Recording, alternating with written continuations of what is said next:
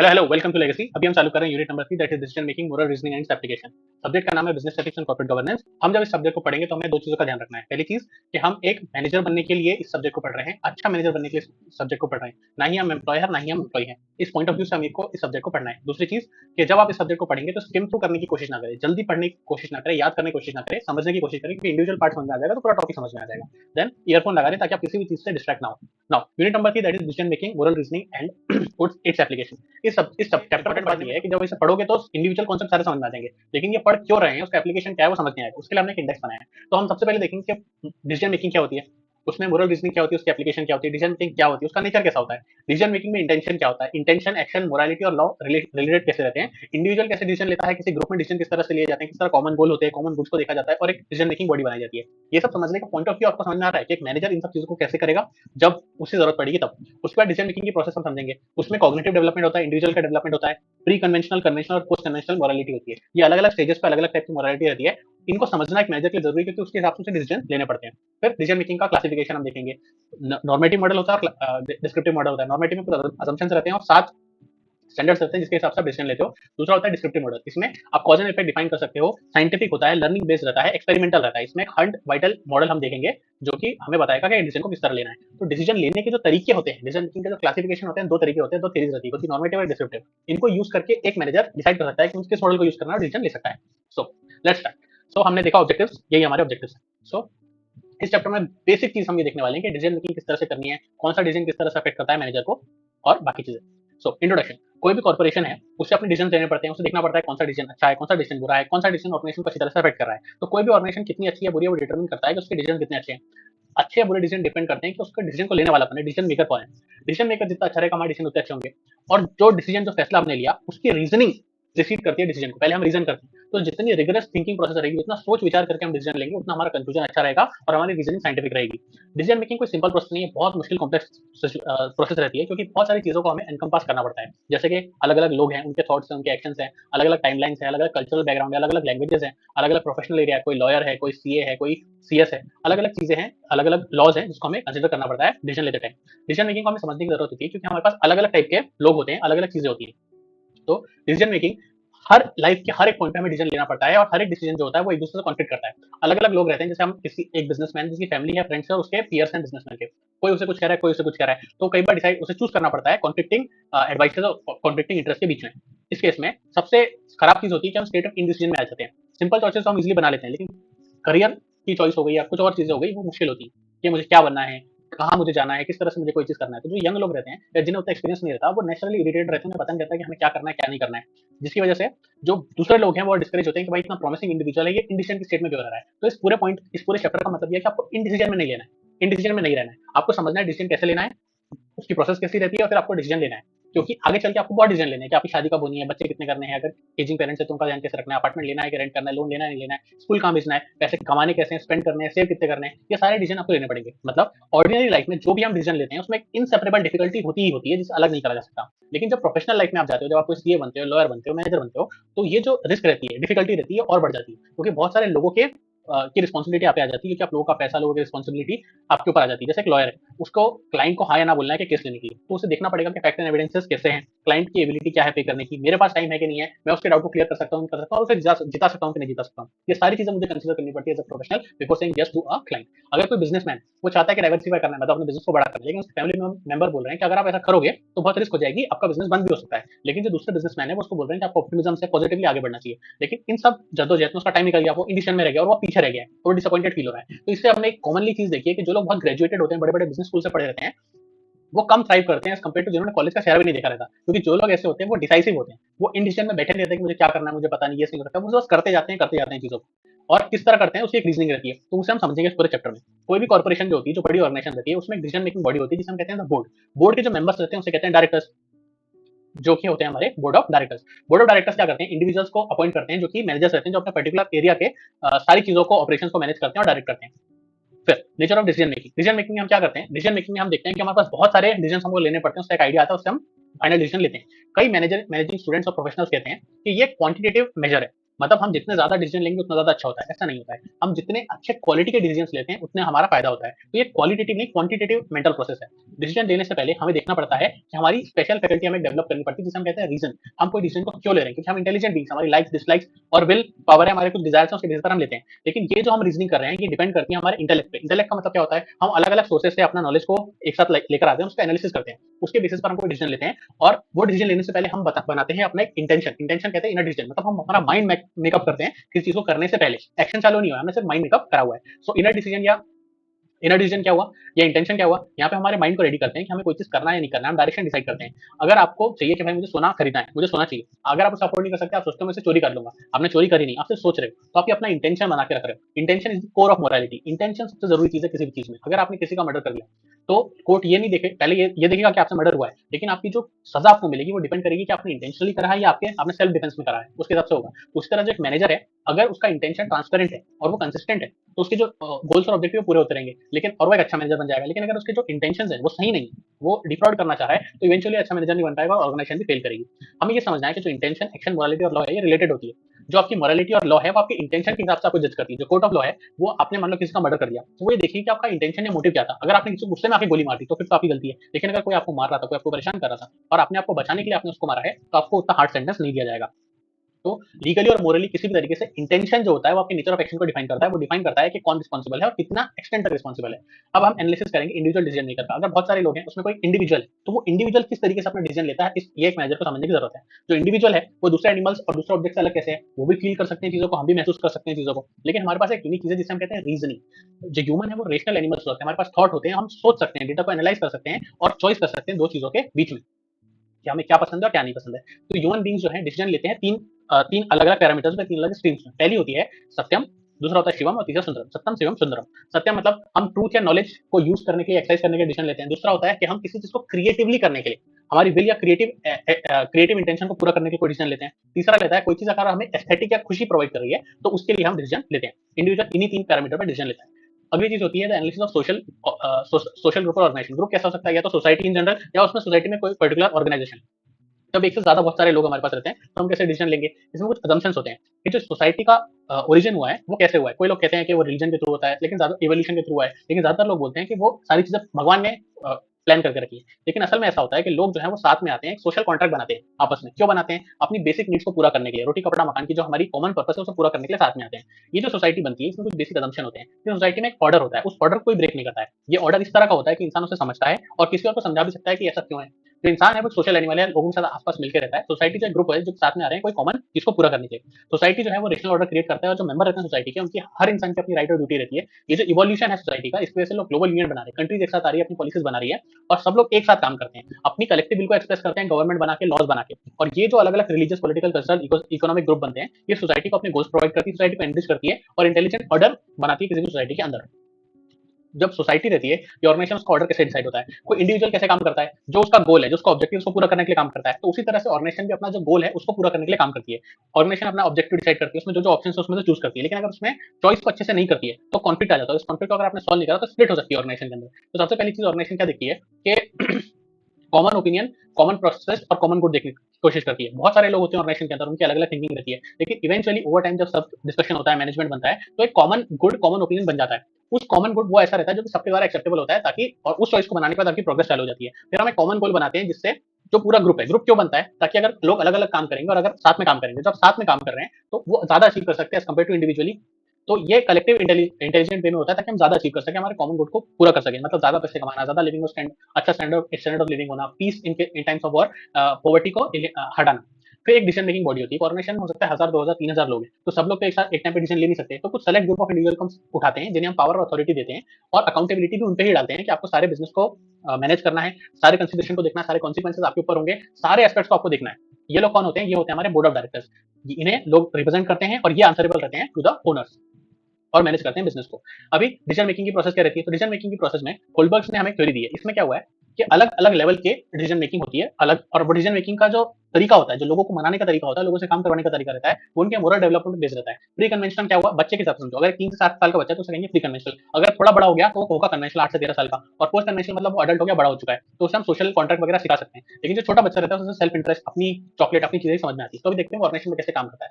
तो decision making के process में पहली चीज आती है कॉग्निटिव डेवलपमेंट। अगर कोई बहुत छोटा बच्चा है तो हम उससे ये एक्सपीरियंस नहीं ये एक्सपेक्ट नहीं कर सकते कि उसके पास बहुत ज्यादा नॉलेज होगा, मैच्योर होगा। लेकिन वहीं अगर कोई एजुकेटेड इंसान है तो हम उससे एक्सपेक्ट कर सकते हैं। तो इसी तरह के 4 स्टेज ऑफ कॉग्निटिव डेवलपमेंट बताए गए हैं। कोई भी छोटा बच्चा है, ये माना जाता है कि 11 साल की उम्र में उसमें रीजनिंग आना चालू हो जाता है, लेकिन लीगली 18 साल के बाद ही उसे हम रिस्पॉन्सिबल मानते हैं किसी भी एक्ट के लिए। तो 4 स्टेजेस कौन-कौन सी हुई? पहला हुआ जब वो 2 साल का होता है, तो उस केस में उसको सिर्फ उसके मोटर और सेंसरी एक्टिविटीज उसको समझ में आती है।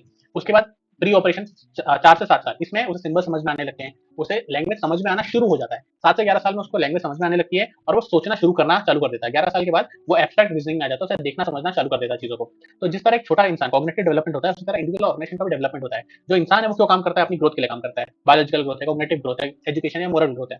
उसी तरह एक छोटे बच्चे से हम ये एक्सपेक्ट नहीं कर सकते कि वो बहुत हैवी चीज को उठा सकता है, और इस तरह माइनर से ये एक्सपेक्ट नहीं करा जा सकता कि वो बड़े बड़े डिसीजन ले सकता है कि एक शादी कैसे करनी है, बिजनेस पार्टनरशिप कैसे करनी है, लीगली किस चीज को कैसे रिप्रेजेंट करना है। तो कुछ जो डेवलपमेंट है मोरल सेंस और मेच्योरिटी के बाद ही हम डालते हैं। तो जैसे अगर कोई छोटा बच्चा है उसने झूठ बोला तो हम उसे मार के डांट के सिखा देंगे। लेकिन अगर किसी बोर्ड ऑफ डायरेक्टर का कोई मेंबर है जिसने कोई चीज आपको नहीं बताई है, तो हम बोलेंगे कि उसने झूठ नहीं बोला, उसने मिसलीड करा है लोगों को, he will be held responsible, उसे पनिश करेंगे। तो इस तरीके से अलग अलग मेच्योरिटी लेवल के हिसाब से, अलग अलग स्टेज ऑफ मोरलिटी के हिसाब से आप पे एक्शन लिए जाते हैं और आपको रिस्पॉन्सिबल माना जाता है। तो प्री कन्वेंशनल मोरलिटी क्या होती है? जैसे कोई मैनेजर या स्टूडेंट है, वो ऐसा मानते हैं कि जो आपकी ये प्री कन्वेंशनल मोरलिटी आती है, ये आपके पेरेंट्स और सोसाइटी की तरफ से आपके पास आती है। मोरल डेवलपमेंट सिर्फ इतना होता है कि आपको सोशल डूज एंड डोंट बता दिए जाते हैं, लेकिन ये बिल्कुल इमेच्योर तरीका होता है। ये चाइल्डहुड स्टेट में आप काम करते हो, मतलब आपको क्या करना है, क्या नहीं आपको एक्जैक्टली नहीं बताया जाता है कि आपको क्या करना है, कब करना है और आपसे क्या एक्सपेक्टेड है। इस मोरालिटी को हम चाइल्डिश मोरालिटी भी कहते हैं। यहाँ पे इंसान सिर्फ अपने फायदे के लिए, अपने इंटरेस्ट के लिए काम करता है कि क्या सही है क्या गलत है। ये जो ऑर्गेनाइजेशन है, ये ग्रो करने की कोशिश करती है और ऑर्गेनाइजेशन इस बात से खुश होती है कि अगर उसने एक रिवॉर्ड और पनिशमेंट का सिस्टम बना दिया और सिस्टम को चलाने के लिए कंट्रोल बिठा दिया तो वो खुश हो जाती है। इसके हिसाब से लोग काम इस तरह करेंगे कि उनका नेगेटिव परफॉर्मेंस ना हो, अपना टारगेट पूरा कर दें। लेकिन ये चाइल्ड लाइक बिहेवियर को के साथ काम करने जैसा है। मतलब अगर कोई बच्चा, उसे हम अगर आइसक्रीम देंगे तो वो चीज, कोई काम करने के बाद आइसक्रीम देंगे तो उस चीज को वापस करेगा। लेकिन अगर कोई चीज करने के बाद हम उसे मारेंगे तो वो चीज को नहीं करेगा। उसी तरह से चाइल्ड लाइक मोरालिटी रहती है। और नेशन में क्या होता है कि अगर आप अच्छा काम करोगे तो आपको रिवॉर्ड दे दिया जाएगा, इंसेंटिव दे दिया जाएगा, अगर अच्छा नहीं करोगे तो आपको पनिश कर दिया जाएगा। ये होती है प्री कन्वेंशनल, जो बहुत ज्यादा मेच्योर ऑर्गेनाइजेशन रहती है उनमें। फिर कन्वेंशनल मोरालिटी क्या होती है? जब कोई छोटा बच्चा अडल्ट बन जाता है, उसे लॉ ऑफ द लैंड पता चल जाता है, उसे हम प्रिज्यूम करके चलते हैं कि जिस जगह पे वो रह रहा है वहां के लॉ के बारे में उसे पता है। उसी तरह ऑर्गेनाइजेशन भी जब थोड़ी बड़ी हो जाती है तो हम अज्यूम करते हैं कि उसको लॉ के बारे में पता है और उसे एक आर्टिफिशियल पर्सन जो कि अपने कामों के लिए रिस्पॉन्सिबल ऐसा माना जाता है। इसमें प्रिंसिपल ऑफ जस्टिस को अप्लाई कर जाता है सभी के ऊपर, इंसान हो, ओनर हो, एम्प्लॉयर या स्टेक होल्डर। यहाँ पे कोई बॉस इंडिविजुअल की तरह काम नहीं करा जाता है, लीडरशिप को फॉलो करा जाता है, मतलब लीडर गाइड करता है सही काम को करने की तरफ। यहाँ पे टीम वर्क और कोऑपरेशन को प्रमोट करा जाता है। सो कोलबर्ग ने जो स्टेजेस बताई हैं वो क्या हुई? 3 स्टेजेस है। एक हुई प्री कन्वेंशनल, कन्वेंशनल और पोस्ट कन्वेंशनल। प्री कन्वेंशनल के समझो छोटा सा बच्चा है। कन्वेंशनल क्या हुआ? जो थोड़ा बड़ा हो चुका है, एडल्ट हो चुका है, जिसको लॉ वर्क क्या थोड़ा नॉलेज है। पोस्ट कन्वेंशनल में तो सारा नॉलेज है और वो और नई चीजें कर सकता है। तो प्री कन्वेंशनल में कैसे होगा? क्या पनिशमेंट अवॉइड करने के लिए काम करते हो, अपने खुद के इंटरेस्ट के लिए काम करते हो और ओबे करते हो for the sake of obeying. इसमें लीडरशिप कैसी रहती है? ऑटोक्रेटिक लीडरशिप रहती है, मार ताड़ के सिखाया जाता है। और एम्प्लॉई को किस तरह होता है? अगर उसने टारगेट पूरा कर दिया तो इंसेंटिव मिलेगा और नहीं करा तो नहीं मिलेगा। कन्वेंशनल में क्या होता है कि आप लॉस को फॉलो करते हो, सोशल ऑब्लिगेशंस को अपने फुलफिल करते हो और अच्छे सिटीजन बनने के लिए काम करते हो। लीडरशिप कैसी होती है? गाइडिंग, लोगों को एनकरेज करते हो कि भाई आप ये नहीं करो, आप ये करो, गाइड करते हैं लोगों को और कोलैबोरेशन में काम करते हैं। पोस्ट कन्वेंशनल में क्या होता है? सबके पास नॉलेज होता है, सबके पास डाइवर्सिटी रहती है और उसको हम अप्रिशिएट भी करते हैं। इस केस में किस तरह की लीडरशिप होती है? ट्रांसफॉर्मेशनल लीडरशिप होती है। जो बहुत सारे लोग रहते हैं उनके अलग अलग लेवल ऑफ मोरालिटी रहती है। जैसे गांधी जी के लोग हैं, यहाँ पे सर्वेंट लीडरशिप है। सर्वेंट लीडरशिप नाम से बुरा लगता है, लेकिन सर्वेंट लीडरशिप का मतलब होता है कि लीडर रहता है जो दूसरों को सर्व करने के लिए ही काम करता है। और यहाँ पे एम्प्लॉय जो है वो एम्पावर्ड फील करते हैं, उनपे ज्यादा रिस्पॉन्सिबिलिटी और पावर दी जाती है। फिर पोस्ट कन्वेंशनल मोरालिटी क्या होती है? यहाँ पे पहले ऐसा होता था कि जो एनिमल्स से काम करवाना, उनको हंट करना बुरा नहीं माना जाता था। लेकिन जैसे जैसे सोसाइटी ग्रो करी, पोस्ट कन्वेंशनल में देखा कि लोगों के पास अपना नॉलेज है, उनको कंप्लीट नॉलेज आ गया है। तो इस केस में अब इन चीजों को एनिमल क्रुएल्टी माना जाता है और एनिमल राइट्स भी दिए गए हैं। आज की तारीख में कॉन्स्टिट्यूशनल राइट है लोगों का कि जो स्ट्रीट डॉग्स होते हैं उन्हें खाना खिलाने का, कोई उन्हें रोक नहीं सकता। कि किसी ने रोका तो वो एक क्राइम है। तो जैसे जैसे बिजनेस ऑर्गेनाइजेशन फंक्शन करती हैं उस तरह से उनकी मोरालिटी बढ़ती जाती है। पहले कैसा होता था? कोई वर्कर्स के राइट नहीं होते थे, चाइल्ड लेबर भी चलता था, लोग को हायर और फायर कर देते थे कभी भी।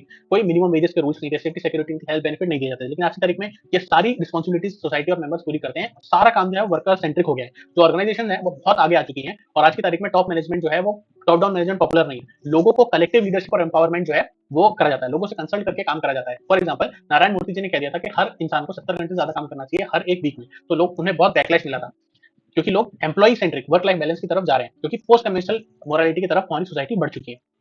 क्योंकि बहुत लोग डेवलप्ड है। आज की तारीख में ये क्यों हो पाया है? क्योंकि कांस्टेंट डिबेट चलती रहती है सोसाइटी में कि जस्टिस क्या है, कॉमन गुड क्या है, सिविक सोसाइटी क्या होती है, what are the means used to achieve the ends. और ईगाटेरियन सोसाइटी बनाने की कोशिश करी जाती है। ईगाटेरियन सोसाइटी क्या होती है? यहाँ पे इक्वालिटी ऑफ अपॉर्चुनिटी और राइट्स मिलती है। आप किसी भी एज, कास्ट, क्रीड, जेंडर से आए, अगर आप काम करेंगे तो आपको रिजल्ट मिलेगा। ऐसी सोसाइटी बनाने के लिए ही हर कंट्री अपने काम करती है कि हमारा सिस्टम इस तरह का बने। मैनेजमेंट मोरल्स, जो सारे डिसीजन रहते हैं वो मोरल डिसीजन रहते हैं जब तक कि वो इंटेलेक्ट के बेसिस पर हो, आपके बिल के बेसिस पर हो। उसमें कलेक्टिव बिल वगैरह पे ऑर्गेनाइजेशन हो, आपके जो इंटेंशन है वो अच्छे होने चाहिए और आपका ऑब्जेक्ट है उसको आप पूरा करने की करो, लेकिन आपका ऑब्जेक्ट अच्छा होना चाहिए। अगर ये सारी चीजें हुई तो हम बोलेंगे आपने मोरल डिसीजन लिया है। मोरल डिसीजन ऐसा डिसीजन होता है जिसमें आप रिस्पॉन्सिबिलिटी एक मैनेजर पर फिक्स कर सकते हो।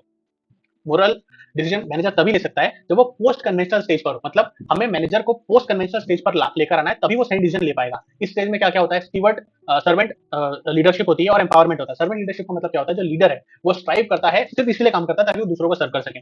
फिर जब ऑर्गेनाइजेशन में क्या होता है कि हम चूजिंग, डिसाइडिंग एंड डूइंग, तीन कॉन्सेप्ट होते हैं। चूज करना मतलब हमारे पास बहुत सारे ऑप्शंस होते हैं, उसमें से हम क्वालिटी, प्राइस, किस जगह से चूज करना है, उन सारे चॉइसेस को हम देखते हैं। फिर डिसाइडिंग में हम हमारा माइंड मेकअप करते हैं कि हमें क्या करना है, कितना स्टॉक चाहिए, कितना मेडिकल बिल है, कहाँ से पैसे लाने हैं, उसमें हम डिसाइड करते हैं। डिसाइड जब हम कर रहे हैं तो उसमें रीजनिंग लगती है, उसमें क्रिटिकल एनालिसिस करते हैं, हम किसी एक्सपर्ट का ओपिनियन भी ले लेते हैं, हमारे डिजायर्स, हमारे हमें क्या अच्छा लगता है, क्या सही लगता है, क्या गलत लगता है, उसके हिसाब से हम डिसीजन लेते हैं। उसके बाद डूइंग में क्या होता है? डूइंग में हम जो हमने डिसाइड करा उसको, उसके बेसिस पर हम एक्शन चालू कर देते हैं। ये या तो हम खुद करते हैं, हमारे एजेंट के थ्रू करते हैं। ये जो एक्शन है दो टाइप के हो सकते हैं, एक होता है इंट्रिंसिक एक्शन, एक होता है एक्सट्रिंसिक एक्शन। इंट्रिंसिक एक्शन क्या होता है? हमारा माइंड मेकअप करते हैं। जैसे एक इंजीनियर को बिल्डिंग बनानी है तो पहले उसका ब्लूप्रिंट बनाता है, तो यहाँ पे एक्शन चालू नहीं हुआ है, लेकिन उसने अपना सोच लिया है, फाइनल डिसीजन हो चुका है कि अब क्या करना है, किस तरह करना है। ये प्राइमरी एक्टिविटी होती है, इसके बेसिस पर एक्सटर्नल या एक्सट्रिंसिक एक्शन लिया जाता है।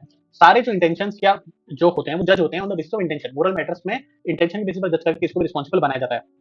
यहाँ पर इसे हम जजमेंट ऑफ प्रैक्टिकल रीजंस भी कहते हैं। और मोरल जजमेंट्स को अराइव करा जाता है by rational processes, intellectual and volitional operations operations. तो इसमें तीन चीजें हमने देखी, चूजिंग, डिसाइडिंग एंड डूइंग। क्या सही है, क्या गलत है, क्या चॉइस है, क्या डिसीजन है, वो हम लेते हैं। चूज क्या करेंगे? बहुत सारे ऑप्शंस में से डिसाइड कर लिया, इसमें कोई मोरल कॉन्सिक्वेंसेस नहीं होते। डिसीजन जब आपने करा तो इसमें मोरल जजमेंट है नहीं, लेकिन कंप्लीट फ्रीडम है कि हमें कौन सी चीज डिसाइड करनी है, यहाँ पे डिसीजन मेकिंग करते हैं। डूइंग में क्या करते हैं कि हमने जो चीज डिसाइड करी उसे देखते हैं और जहां पर हम देखते हैं कि हमारा मोरली जो हमने सोचा था वो चीज हमें मिल रही है कि नहीं मिल रही है। फिर classification of decision making. Decision making जो होती है उससे हम क्लासिफाई करते हैं डिसीजन कैसे लेना पड़ता है। तो अलग अलग टाइप के सब्जेक्ट मैटर क्या है और type of decision making theory. तो दो थ्योरीज होती हैं डिसीजन मेकिंग के टाइम पे। दो जो थ्योरी जो क्लासिफाई करती है डिसीजन मेकिंग को, वो होती है एक नॉर्मेटिव थ्योरी और दूसरी डिस्क्रिप्टिव थ्योरी। नॉर्मेटिव थ्योरी जो होती है वो क्वालिटी पे फोकस करती है, डिस्क्रिप्टिव जो है वो क्वांटिटी पे फोकस करती है। डिस्क्रिप्टिव लर्निंग पे, उस चीज को प्रूव करने पे फोकस करती है, लेकिन जो नॉर्मेटिव है वो बिहेवियर पे ज्यादा बेस्ड रहती है। तो नॉर्मेटिव थिंकिंग में क्या होता है, नॉर्मेटिव डिसीजन मेकिंग में क्या होता है कि हम लाइक्लीहुड और लोगों के जो बिहेवियर है, लोगों का जो कंसल्टेंसी है उसको हम देखते हैं। वहीं डिस्क्रिप्टिव में इनपुट आउटपुट रेशियो वगैरह को हम देखते हैं। तो नॉर्मेटिव में क्या हुआ, हम कुछ बेसिक असम्पशन चला के रखते हैं जिसे हम कहते हैं एक्सियोम्स या मीन कहते हैं, जो स्टैंडर्ड सभी के द्वारा एक्सेप्टेड होता है। जैसे कि do unto others as you would have them do upon you. मतलब ये गोल्डन रूल है कि आप वैसा ही एक्ट करो जैसा आप चाहते हो दूसरा आपके साथ एक्ट करे, इससे कोई एक्सेप्शन नहीं। अगर आप सबसे अच्छे से काम करोगे तो वो भी आपके साथ अच्छे से काम करेंगे। कोई भी बिहेवियर, कोई भी एटीट्यूड में इसका कोई कॉन्ट्रडिक्शन नहीं है। तो इंडिविजुअल ग्रुप्स इस पर्टिकुलर मोरल एक्सियम के अंदर ही काम करते हैं। ये क्वालिटेटिव नेचर का होता है। नॉर्मेटिव डिसीजन मेकिंग होता है इस तरीके का। सो नॉर्मेटिव थ्योरी में क्या हम देखते हैं कि द क्वालिटेटिव फंक्शन ये रहता है। एग्जांपल, इंडिविजुअल क्या डिसीजन लेगा, मोरल, अपने मोरल्स के बेसिस पर डिसीजन लेगा, क्लासिकल इकोनॉमिक्स के बेसिस पर डिसीजन लेगा। और ग्रुप कैसे डिसीजन लेगा, वेलफेयर के लिए डिसीजन लेगा, पॉलिटिकल रीजंस की वजह से डिसीजन लेगा। और वहीं डिस्क्रिप्टिव थ्योरी जो है वो क्वांटिटेटिव थ्योरी, इसमें इंडिविजुअल कैसे डिसीजन लेगा, वो एक्सपेरिमेंट करेगा, लर्न करेगा चीजों को, सर्वेस के बेसिस पर अपना डिसीजन लेगा। और ग्रुप कैसे डिसीजन लेंगे, ग्रुप की साइकोलॉजी के बेसिस पर, पॉलिटिकल साइंस के हिसाब से डिसीजन लेंगे। इनपुट आउटपुट रेशियो कैसा है, यील्ड रेशियो किस तरह के हैं, वो सब चीजें हम डिसाइड करेंगे। अभी brief synopsis of normative principles. यहाँ पे क्या होता है, हम स्टैंडर्ड्स बनाते हैं या मोरल जजमेंट बनाते हैं। इसमें हम 7 प्रिंसिपल लिखते हैं। 7 प्रिंसिपल कौन से हम आगे देखेंगे अभी आने वाले। तो इन 7 प्रिंसिपल में से अगर हम किसी एक को भी हमारा गाइडिंग प्रिंसिपल बना ले तो बाकी सब अपनी जगह पे आ जाएंगे और बाकी सब भी एक साथ काम करने लगेंगे। उस एक को हमें यूनिवर्सल लॉ बनाना है। जो बड़े लोग हैं, जो बड़े लीडर्स हैं, उन्होंने क्या करा है कि अपना, जैसे महात्मा गांधी है या नेल्सन मंडेला, उन्होंने एक चीज को पकड़ा, एक प्रिंसिपल को पकड़ा और बाकी चीजें सारी आ गई, जिससे हमारा मोरल डायरेक्शन डिसाइड हो गया और वो हमें गाइड करने की स्थिति में आ गए। सो एग्जांपल से समझो, अगर कोई पब्लिक डिस्ट्रीब्यूशन सिस्टम है तो उसमें स्टैंडर्ड कौन सा लगेगा, यूटिलिटी क्या है अभी आगे देखते हैं। तो यूटिलिटी का स्टैंडर्ड लगेगा। यूटिलिटी का स्टैंडर्ड लगेगा तो उसका एप्लीकेशन क्या होगा कि अगर मैं पब्लिक डिस्ट्रीब्यूशन सिस्टम हूं, अगर मैं कोई कोऑपरेटिव सोसाइटी हूं, तो मेरा पर्पस ये है कि ज्यादा से ज्यादा लोगों का बेनिफिट हो। और कैसे लोगों का बेनिफिट हो, जो कि पुअर और नीडी, जिनको जरूरत है, उनकी हेल्प हो। अगर मैं वेजेस की बात कर रहा हूं तो कौन सा स्टैंडर्ड लगेगा, जस्टिस लगेगा यहाँ पे कि सबकी जस्ट पे, जितना जिसने काम करा उतना उसको पेमेंट मिलनी, ना किसी को कम मिलनी चाहिए, ना किसी को ज्यादा मिलनी चाहिए। तो आपका एरिया ऑफ वर्क कैसा है, उसमें स्टैंडर्ड कौन सा लगेगा और क्या बेनिफिट इस स्टैंडर्ड से आपको मिलना चाहिए, ये सारे प्रिंसिपल्स डिफाइन करते हैं। तो अलग अलग स्टैंडर्ड्स हैं। पहला क्या हुआ, यूटिलिटी। यूटिलिटी क्या है, ग्रेटेस्ट हैप्पीनेस प्रिंसिपल। मतलब यहाँ पे हम अच्छा करने की कोशिश करते हैं ज्यादा से ज्यादा लोगों की, लेकिन इसमें दो स्पेक्ट्रम होते हैं, एक होता है लिबरल और एक होता है कंजर्वेटिव एप्लीकेशन। लिबरल कौन होते हैं, जैसे हम पॉलिटिक्स में कई बार देखते हैं, लेफ्टिस्ट पॉलिटिक्स और राइटिस्ट पॉलिटिक्स। लेफ्ट में कौन हुआ, गांधी जी, बाइडन, ओबामा, ये होते हैं लेफ्टिस्ट, जो इंक्लूसिव करते हैं, इंक्लूसिव पॉलिटिक्स करते हैं, जो भी है उसका फायदा करने के, देखो गरीबों को वेलफेयर प्रोवाइड करो, इस तरह की चीजें।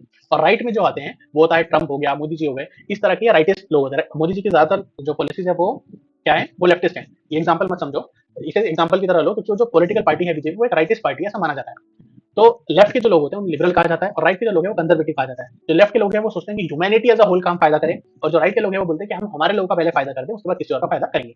फिर जो भी आपकी थिंकिंग है उसके हिसाब से आपको डिसीजन लेना है। तो राइट्स एंड ड्यूटी, एक इंसान का राइट दूसरे बंदे की ड्यूटी बनता है। अगर आप ऐसा करते हो तो लोग एक साथ काम कर सकते हैं इक्वालिटी, जस्टिस और लिबर्टी के अंदर। और एथिक्स ऑफ द ड्यूटी जो होते हैं, अगर आप उसके हिसाब से काम करते हो तो उसे हम डियोंटोलॉजी कहते हैं, और इससे सोसाइटी अच्छी तरीके से काम करती है।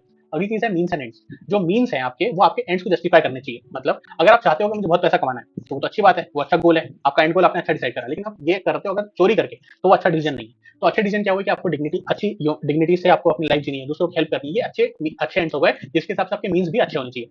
ऑल्सो अगला हो गया जस्टिस। जस्टिस वो होता है जो कि जो इंसान को ड्यू है वो हम उसे देते हैं।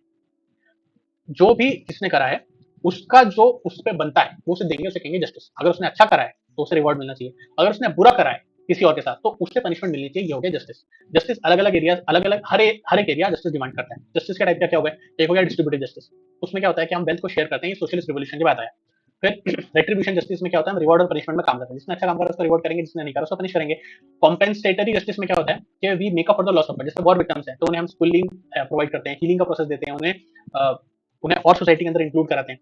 फिर केयरिंग जस्टिस क्या होता है, हम कंपैशन के साथ काम करते हैं। जैसे कि इंडिया में होता है कि एक पर्टिकुलर सेगमेंट ऑफ सोसाइटी जिसे रिजर्वेशन प्रोवाइड करी जाती है, जो हैव्स और हैव नॉट्स के बीच का अगर गैप बहुत ज्यादा बढ़ जाता है तो हम इस टाइप का जस्टिस लगाते हैं।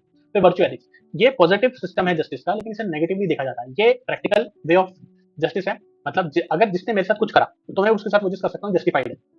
अगर कोई वॉर हुई, टॉर्चर हुआ, ह्यूमन स्लॉटर हो गया, तो भी उसे जस्टिफाई करा जाता है कि उसने करा था इसलिए मैं कर रहा हूँ। ये लोग अच्छा नहीं मानते, लेकिन प्रैक्टिकली यही होता है। फिर अगला स्टैंडर्ड होता है कॉन्शियस का। कॉन्शियस एक सब्जेक्टिव ओपिनियन है, क्या सही है क्या गलत है, कोई चीज अगर, ये टेक्निकली वीक प्रिंसिपल है। जो लीडर्स हैं जैसे कि Martin Luther King, Nelson Mandela, Mahatma Gandhi, इनकी जो एक्शंस है वो हमारे वॉइस ऑफ कॉन्शियस बन गए। ये हमें बताते हैं कि कौन सी चीज करना सही होता है, कौन सी चीज करना सही नहीं होता है। लेकिन कॉन्शियस बहुत जरूरी है कोई भी चीज को करने के लिए। आपका दिल क्या बोल रहा है वो बहुत जरूरी होता है, और आपको अच्छा करने की कोशिश करने के लिए स्टैंडर्ड बहुत जरूरी है। प्रूडेंस का मतलब क्या होता है, जब आप अपने अफेयर्स को मैनेज करते हो कॉमन सेंस के साथ, तो इसमें चार तरीके होते हैं। पहली चीज होती है कि आप किस तरह अपने आप को मैनेज कर सकते हो। दूसरी चीज होती है कि आप किस तरह एक पर्टिकुलर टास्क को कितने कॉन्फिडेंस और विजडम के साथ मैनेज कर सकते हो। अगली चीज होती है कि आपकी स्किल और जजमेंट कैसी है रिसोर्सेज को यूज करने। मतलब आपके पास 1 लाख रुपए है तो आप उसको किस तरह के यूज करोगे जिससे आपका मैक्सिमम प्रॉफिट हो। फिर आप कितना रिस्क को फोर्सी कर सकते हो अपने डिसीजन को इंप्लीमेंट करते टाइम। ये सारी चीजों के बेसिस पर आपका प्रूडेंस डिसाइड होता है। आप अच्छे मैनेजर हो कि नहीं हो, आपकी मोरालिटी अच्छी है कि नहीं, वो इन चीजों से डिसाइड होती है। फिर स्टीवर्डशिप। स्टीवर्डशिप का मतलब क्या होता है कि एक मैनेजर का role which is beyond the call of employment. मतलब जो ओनर है उसको ये नहीं सोचना पड़ता कि मुझे इस पर ध्यान रखना पड़ेगा, अच्छे से काम करेगा कि नहीं करेगा। जो मैनेजर है वो खुद से पूरी रिस्पॉन्सिबिलिटी ले लेता है, वो इन्वॉल्व हो जाता है इतना ऑर्गेनाइजेशन के अंदर, वो अपना काम बना लेता है। ओनर को ये नहीं सोचना पड़ता कि रिसोर्सेज को मिसयूज कर लेगा या इसका कोई अल्टीरियर मोटिव हो सकता है। ये बेसिक काम है जिसमें इंटरेस्ट और स्पेशल रिस्पॉन्सिबिलिटी दी जाती है किसी टास्क को पूरा करने के लिए मैनेजर को।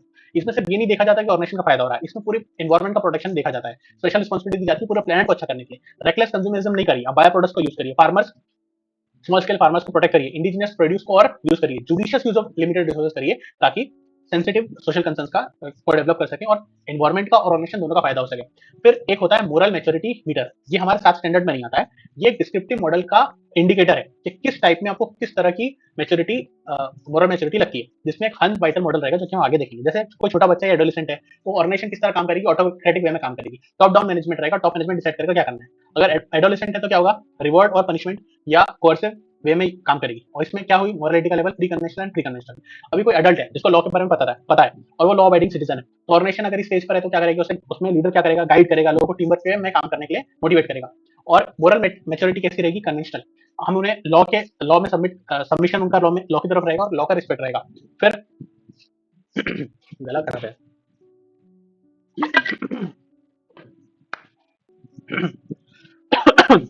सॉरी।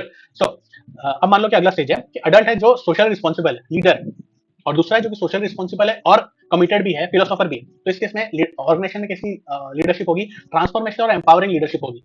और मोरल मैच्योरिटी में क्या होगा कि पोस्ट कन्वेंशनल लीडरशिप होगी। और जब एडल्ट है जो कि लीडर भी है, फिलोसोफर भी है, तो सिर्फ पोस्ट कन्वेंशनल लीडरशिप नहीं होगी, उसका एप्लीकेशन ऐसा होगा कि जो न्यू फॉर्म प्रिंसिपल्स है उसको इस तरह से काम करेगा कि सबका फायदा हो उससे।